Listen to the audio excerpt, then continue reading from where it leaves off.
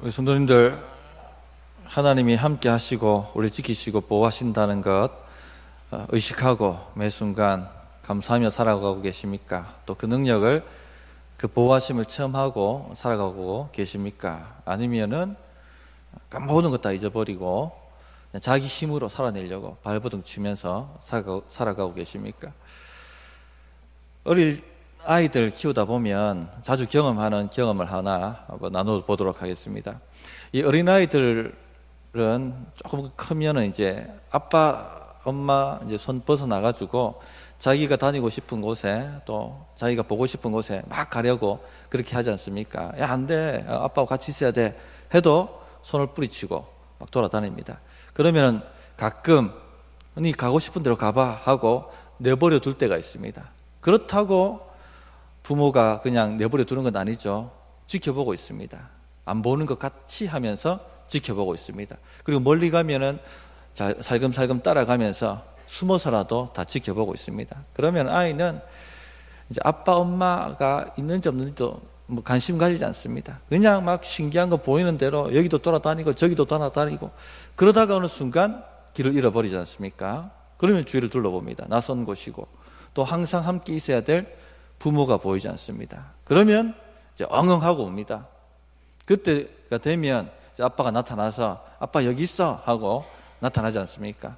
그럼 또 아이가 안심하고 또 즐겁게 놉니다.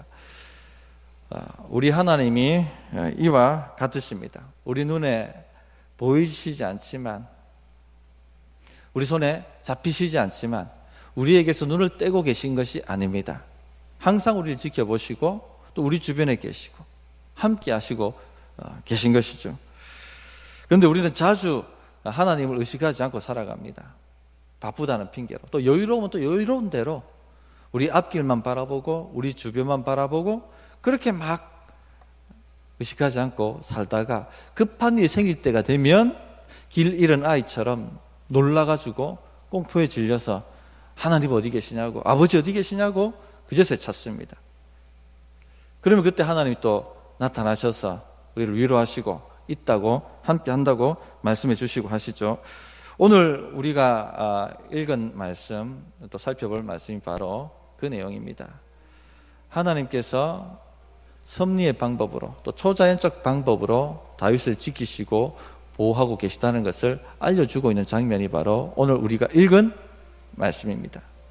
하나님은 섭리로 우리를 보호하십니다. 섭리는 하나님이 어디 계신가가 잘 보이지 않지요. 그런데 지나고 나면 아하, 하나님이 함께 하셨구나 하는 것이 섭리입니다. 하나님 이처럼 섭리를 통해서 우리를 지켜보시고 함께 하시고 보호하고 계십니다. 초자연적 방법은 무엇입니까?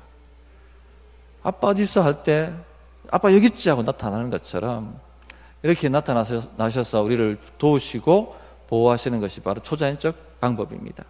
하나님은 이 두 가지 방법을 통해서 우리를 지키시고 보호하십니다. 그런데 신앙이 성숙하신 분들은 뭘 더 의지하고 사셔야 되겠습니까?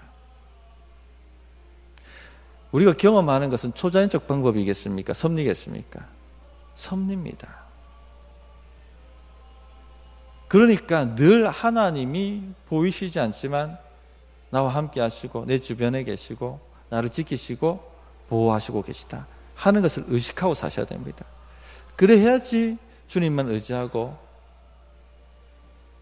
낙심하지 않고 용기를 내어서 우리가 가야 될 신앙의 삶, 사명의 삶을 걸어갈 수가 있습니다.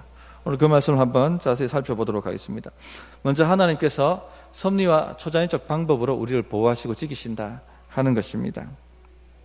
이 사무엘상 19장을 쭉 다 읽어보시면은 사울이 다윗을 4번이나 죽이려고 하는 이야기들이 나옵니다.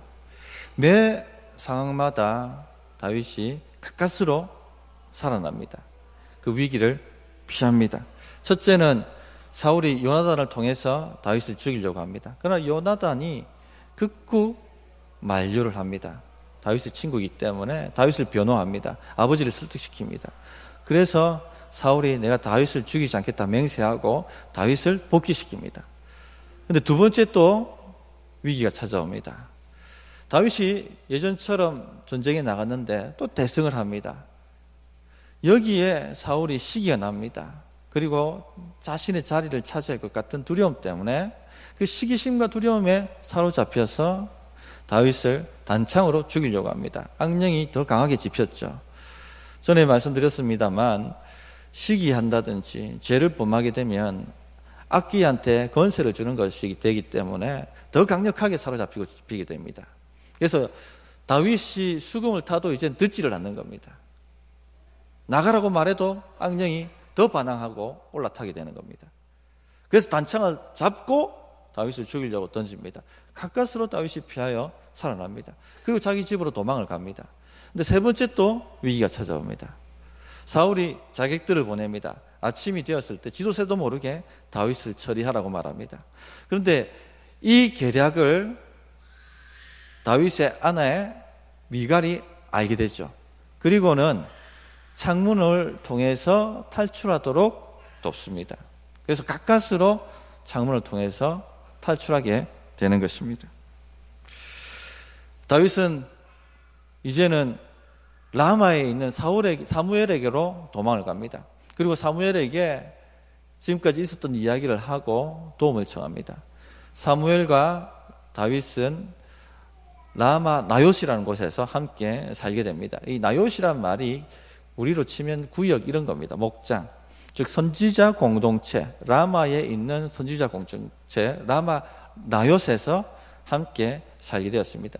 그런데 사울이 가만히 있지 않습니다. 또 자객을 보냅니다. 그랬는데 이 자객이 다윗을 잡으려고 죽이려고 이 선지자 무리에게 오자 예언을 했다고 얘기합니다. 성령에 사로잡혀서 그들이 예언했다. 아마도 이때 상황이 황홀경에 빠져서 자신의 몸을 컨트롤하지 못하고 입으로는 예언을 하는 그런 상태였던 것 같습니다. 그러니까 이제 다윗을 죽이지 못합니다. 실패하고 돌아옵니다. 사울이 두 번째 자객을 보냅니다. 근데 두 번째 자객도 동일하게 성령에 사로잡혀서 예언을 합니다. 실패합니다. 세 번째 자객을 보냅니다. 세 번째 자객도 성령에 사로잡혀 예언하고 실패합니다. 그러자 이 사울이 내가 직접 가가지고 처리하겠다 하고는 찾아가게 됩니다. 그런데 사울도 동일하게 성령에 사로잡혀서 예언을 하게 됩니다. 23절 24절입니다. 사울이 라마 나요스로 가니라. 하나님의 영이 그에게도 임하시니 그가 라마 나요스에 이르기까지 걸어가며 예언을 하였으며 그가 또 그의 옷을 벗고 사무엘 앞에서 예언을 하며 하루 밤낮을 벗은 몸으로 누웠더라. 그러므로 속담에 이르기를 사울도 선지자 중에 있느냐 하고 얘기했다라고 되어 있습니다.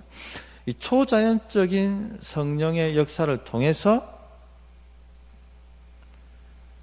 사울이 다윗을 죽이지 못하도록 막아서고 있습니다. 네 번째 이 위기는 하나님께서 초자연적 방법을 통해서 다윗을 지키시고 보호하셨다는 겁니다. 앞에 세 번째까지는 섭리를 통해서 그 위기를 벗어나게 하셨습니다. 섭리는 하나님이 함께 하셨는지 몰라요. 내가 운이 좋아서 벗어난 줄 압니다. 내가 잘 피해서 벗어난 줄 압니다.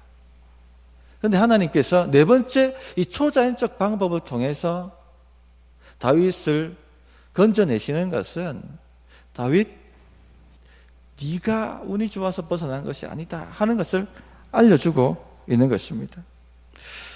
예, 성령께서 직접적으로 이렇게 역사하실 수가 있습니다. 사도행전에 보면 이런 이야기가 나오죠. 바울 사도가 회심하기 전에 다메섹에 있는 신자들을 잡으려고 기세가 등등해서 다메섹 가는 길에 누구를 만납니까? 예수님 만납니다.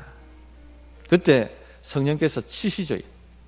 이 바울을 눈이 멀고 몸을 움직이지 못하게 만드셨습니다. 또 사도 바울이 살람이라는 곳에서 복음을 전할 때 마술사 엘루마가 그 지역의 마술사였는데 이 바울 일행이 복음 전하는 것을 강력하게 대적하고 방해를 합니다. 그러자 사도 바울이 성령이 충만해서 이렇게 기록하고 있습니다. 성령이 충만해서 너 하나님의 도를 해방하는 자여 눈이 멀어서 다시는 해를 보지 못할지다 하고 선포하게 됩니다. 그 즉시 눈이 멀고 해를 보지 못하게 됩니다. 성령이 직접적으로 역사하신 것이죠. 이처럼 성령께서 직접적으로 충분히 역사하실 수가 있습니다. 어쨌든 간에 이 네 번째 초자연적 역사를 통해서 하나님께서 다윗에게 주시는 메시지가 있습니다. 이게 무엇이겠습니까? 다윗 보고 깨달으라고 하는 것이 있죠. 다윗, 내가 너를 지키고 보호하고 있다. 첫 번째, 두 번째, 세 번째, 네가 운이 좋아서 피한 것이 아니야. 네가 실력이 좋아서 피한 것이 아니야. 내가 너를 지키고 보호하고 있는 거야. 내 눈에 보이지 않고 내 손에 잡히지 않지만 항상 내가 너를 지켜보고 있고 내 주변에서 떠나지 않고 있어. 모든 섭리의 방법을 동원해서 너를 돕고 있는 거야. 너를 지키고 있는 거야. 이거 알라고 내가 너에게 지금 알려주고 있는 거야 라고 말씀하시는 것입니다. 그래서 시편 59편에 보면 다윗이 창문을 통해서 도망가고 난 다음에, 달아나고 난 다음에, 목숨을 건지고 난 다음에 적은 시편이 시편 59편인데 이렇게 고백을 하지 않습니까? 하나님은 나의 요새신이다. 그의 힘으로 말미암아 내가 주를 바라리이다. 나의 하나님이 그의 인자하심으로 나를 영접하시며 하나님이 나의 원수가 보응받는 것을 내가 보게 하시리이다. 하나님이 하셨습니다. 하나님이 나의 요새십니다. 하나님이 그 인자하심으로 나를 영접하셨습니다. 이 고백을 드리고 있습니다. 성도님들, 전에도 말씀드렸지만 우리는 예수님 안에서 성령의 기름 부음 받은 하나님의 백성들입니다. 하나님의 자녀들입니다. 하나님이 우리를 지키시고 보호하십니다. 한순간도 우리에게서 눈을 떼고 계시지 않습니다.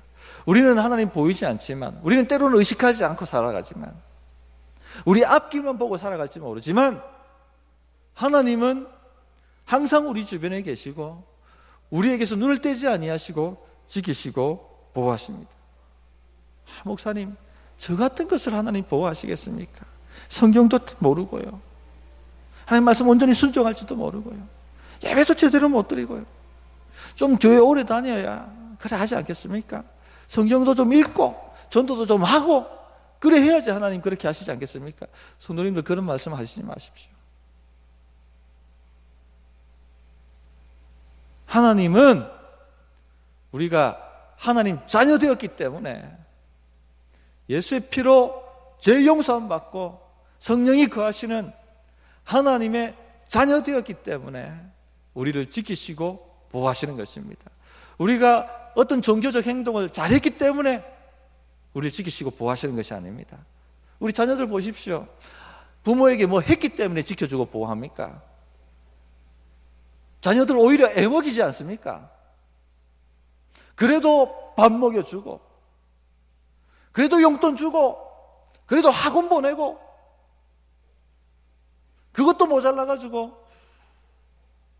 자녀 잘 되라고 새벽에 기도하고 금요일날 기도하고. 무엇 때문에 그럽니까? 자식이니까, 사랑하니까. 하나님도 똑같습니다. 더하죠. 독생자를 주시기까지 우리 사랑하신다고 하셨으니까. 그러니까 얼마나 눈동자처럼 우리를 지켜보시고 지키시고 보호하시고 모든 섭리의 방법을 다 동원하셔서, 때로는 초자연적 방법을 동원하셔서 함께 하시고 지키신다는 것을 보여주고 있습니다. 요한복음 17장에 예수님의 대제사장 기도가 나옵니다. 거기에 이렇게 기도를 하시죠. 주님께서, 나는 세상에 더 있지 아니하오나 그들은 세상에 있사옵고 나는 아버지께로 가옵나니 거룩하신 아버지여, 내게 주신 아버지의 이름으로 그들을 보존하사 우리와 같이 그들도 하나가 되게 하옵소서. 아버지가 내 안에, 내가 아버지 안에 있는 것. 한마디로 성령이 우리 안에 거하시는 거죠. 그들을 보존하사 성령으로 충만케 하여 주옵소서. 늘 함께 하여 주시옵소서. 하나님이 이처럼 모든 섭리의 방법을 동원하시고 때로는 초자연적 방법을 동원하셔서 우리를 지키시고 보호하시는 것입니다. 그러므로 하나님만 요새 삼으시고 하나님만 피잔치 삼으시고 오직 하나님만 바라시기 바랍니다. 자신의 힘으로 해결하려고 발버둥 치지 마십시오. 다른 사람 의지하고 돈 의지하고 그렇게 살아보려고 애쓰지 마세요. 하나님께 구원이 있습니다. 구원은 하나님께로부터 옵니다. 하나님은 이렇게 우리를 보호하시고 지키신다는 것을 우리가 알기로 원하십니다. 그래서 계속해서 우리에게 이 얘기를 하시는 것입니다. 앞에 세 번째까지는 섭리로 구원하셨죠. 그리고 네 번째, 못 알아챌까봐 초자연적 방법을 통해서 내가 너를 지키고 보호하고 있다 하는 것을 알려주셨습니다. 다윗 두려워하지 마라.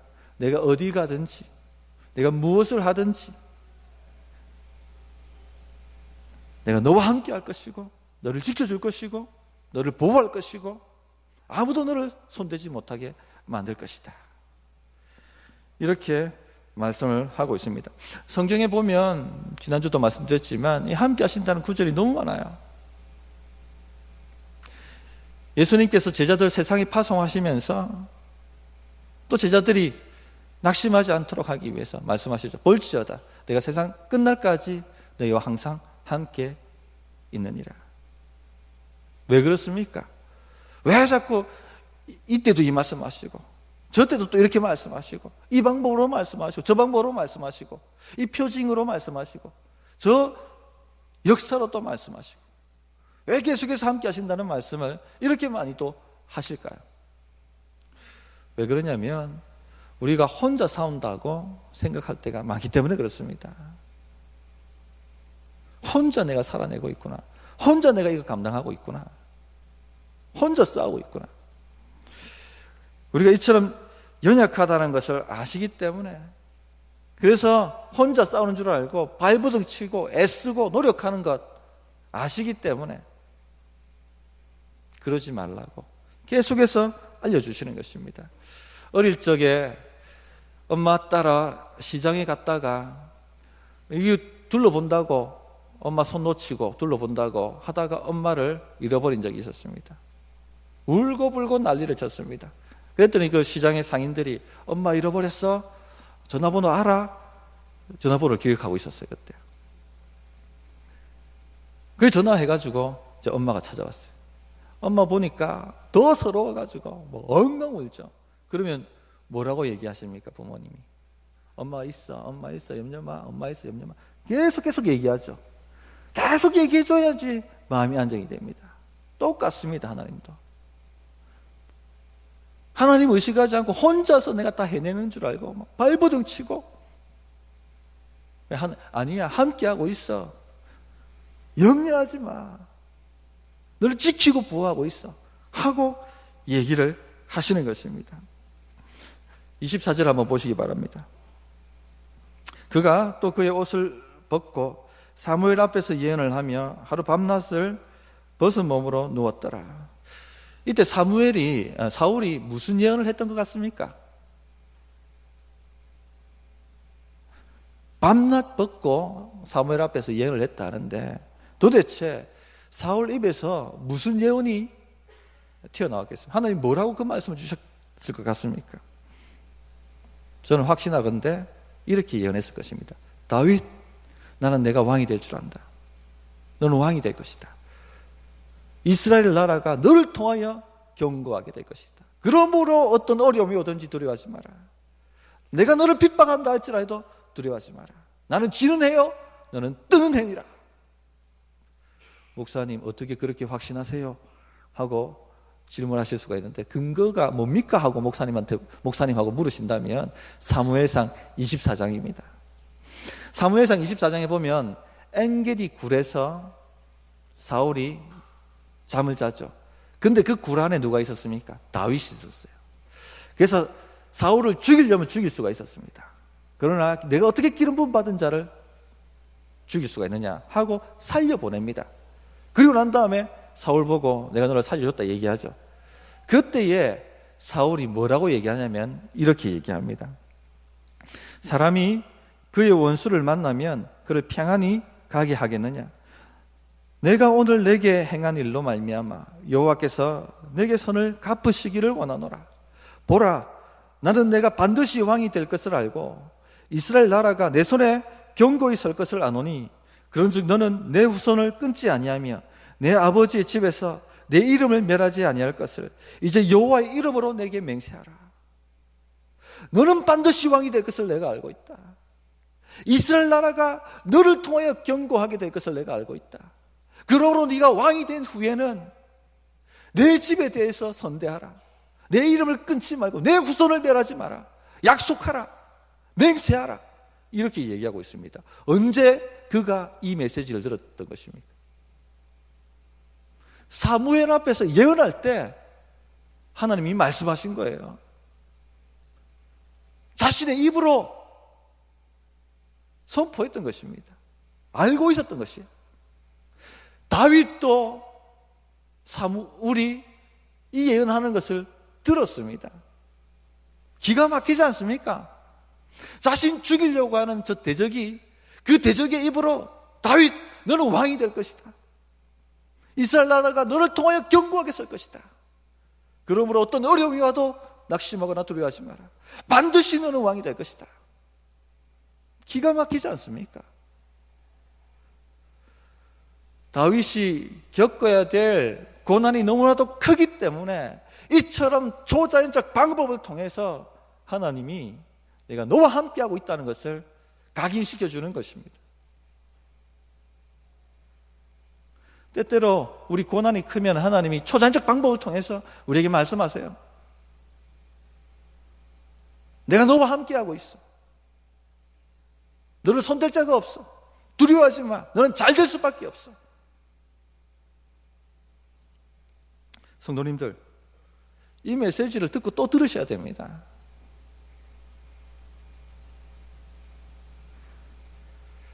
하나님은 계속해서 자신의 자녀에게 이렇게 말씀하세요. 왜냐하면 신자들이 이 세상 살아가는 것, 베드로가 풍랑을 밟고 가는 것과 같기 때문에 그래요. 이 세상 사는 것이 풍랑입니다. 풍랑. 저는 어릴 적에 아버지 따라 낚싯배 타고 낚시하러 간 적이 있었어요. 풍랑주의보 떨어졌는데도 불구하고 낚시에 미치니까 가시더라고요. 죽는 줄 알았습니다. 배가 기우는데 하늘이 보이고 여기는 바다가 보이고 또 여기 하늘이 보이고 여기 바다가 보이고 죽음의 공포가 사로잡았어요. 이래 죽는구나. 근데 세상 살다 보니까 뭐 많이 산 것도 아닙니다만 어르신들께서는 용납하시고 들으십시오. 세상 사는 게 꼭 풍랑, 이 보기배 타고 풍랑 속에 들어가는 것 같더라고요. 죽을 위기가 찾아오고 감당하지 못할 위기가 찾아오고 고난이 찾아오고 하나님이 함께 하시고 지켜주신다는 것 의식하지 못하고 믿지 못하면요 공포에 질려가지고 길을 잃은 아이처럼 완전히 낚시에 짓눌려가지고 살아갑니다. 또는 자신의 힘으로 살아나 보려고 풍랑 속에 빠져서 허우적대는 것처럼 그렇게 살아간다는 겁니다. 우리는 믿음으로 풍랑을 밟고 걸어가야 됩니다. 많은 경우 하나님 의지하기보다는 자신의 힘으로 자신의 인생을 개척해내려고 하는 압박을 받습니다. 혼자 싸우려고 하는 압박을 받습니다. 하나님이 안 보이니까, 하나님이 안 계신 것 같으니까 자신의 힘으로 발버둥 치는 거예요. 허우적대고. 그러나 더 빠져갑니다. 세상은 풍랑입니다. 더 빠져갑니다. 더 죽습니다. 힘 다 빠지고 결국은 꼬르륵 하고 멸망에 들어가게 되는 거예요.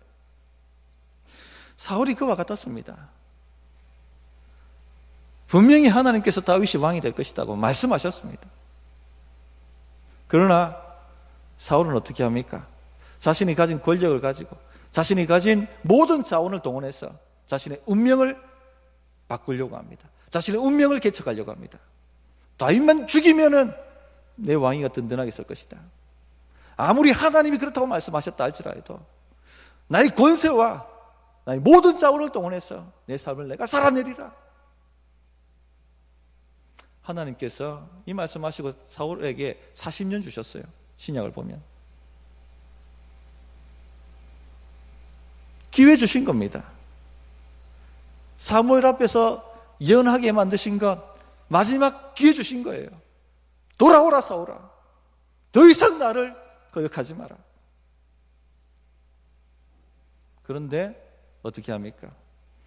자신이 자신의 인생을 개척해낼 수 있는 것처럼, 자신의 인생을 자신이 구원해낼 수 있는 것처럼 하나님 거역하고 허우적대는 거예요. 그 많은 40년의 시간을 다윗 잡으려고 다 허비했습니다. 자신의 모든 에너지를 다윗 죽이는데 다 쏟아버렸습니다. 허우적된 거예요. 인생 낭비한 것입니다. 십자가 앞에 나아가 아버지, 제 죄를 씻어 주십시오. 저를 구원해 주십시오. 생명은 주께 있습니다. 제가 교만히 행하였나이다. 하나님이 기다리고 계셨던 거예요. 그렇게 해야 됨에도 불구하고 그는 40년 동안 허우적대다가 멸망의 길을 걸어가고 말았습니다. 성도님들, 우리가 사울처럼 살면 안 됩니다. 그런데 하나님이 나와 함께 하신다 하는 것 의식하지 못하면, 붙들지 못하면 사울처럼 살아갑니다. 허우적됩니다. 자신의 인생을 자신이 개척해낼 수 있는 것처럼, 자신의 인생을 자신이 구원해낼 수 있는 것처럼, 자신의 문제를 자신이 해결할 수 있는 것처럼.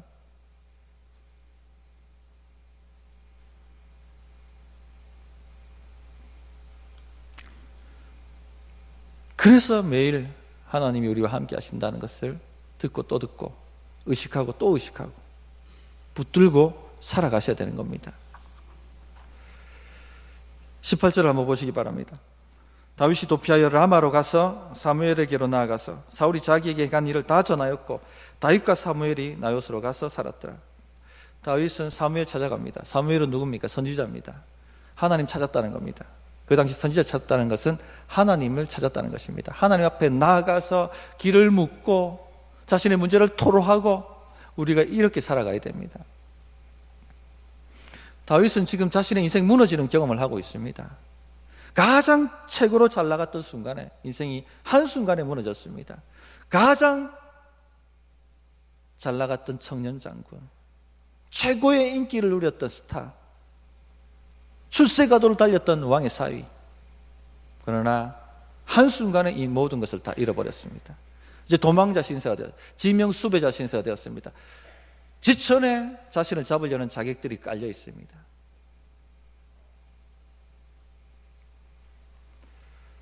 자신이 죄를 범했기 때문에 그렇습니까? 그렇지 않습니다. 그는 하나님을 따라서 목숨 걸었던 것밖에는 한 것이 없습니다. 그래서 요나단이 이렇게 얘기하지 않습니까? 그는 왕께 득죄하지 아니하였고 그가 왕께 행한 일은 심히 선함이니이다. 그가 자기 생명을 아끼지 아니하고 블레셋 사람을 죽였고 여호와께서는 온 이스라엘을 위하여 큰 구원을 이루셨으므로 왕이 이를 보고 기뻐하셨거늘 어찌 까닭없이 이 다윗을 죽여 무지한 피를 흘리려 하시나이까. 성도님들, 기름 부음 때문에 오는 핍박이 있다고 말씀드렸습니다. 요업은 애매히 고난을 받았습니다. 사단이 그를 마음껏 후려쳤습니다. 예수님도 사단한테, 마귀에게 시험을 당하셨습니다. 신앙생활 잘 하시면서도 이런 고난이 올 수가 있습니다. 어떻게 하시겠습니까? 실망하시겠습니까? 하나님 실망이에요. 어떻게 저를 이렇게 대하실 수 있어요? 그리고 사울처럼 사시겠습니까? 자신의 인생을 자신이 살아내야 하는 것처럼. 아니면 다윗처럼 하나님께 피하시겠습니까? 여호와는 나의 요새시요 나의 피할 망대이시오 나의 반석이시라. 내가 주께로 피하나이다. 더 하나님께 나아가십시오. 하나님이 답입니다. 하나님이 열면 닫을 자가 없고 하나님이 닫으면 열 자가 없습니다. 하나님께 생명이 있고 구원이 있습니다. 하나님께 매달리셔야 되는 겁니다. 그런데 어떻게 합니까? 조금 시험 오면 주의 성수 빼버리고, 하나님 실망이에요. 조금 어려움이 오면 성경에 읽던 거 끊어버리고, 조금 어려움이 오면 기도하던 건 끊어버리고, 전도에도 저 이제 그만 나갈 거예요. 목장도 저 찾지 마세요. 그렇게 허우적 되시겠습니까? 그렇게 세월 낭비하시겠습니까? 더 달라붙으셔야 되는 거예요. 더 예배하고, 더 기도하고, 더 말씀 읽고, 주님은 나의 피난처십니다. 이 고백으로 나가셔야 되는 겁니다. 우리 성도님들, 우리 눈에 보이지 않고 손에 잡히지 않지만 하나님은 한순간도 우리를 떠나신 적이 없습니다.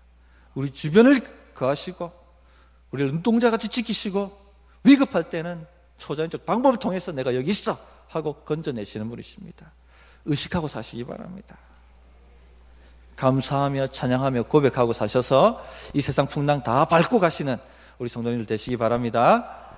어떻게 응답해야 될지 기도하는 시간 1분간 가지겠습니다.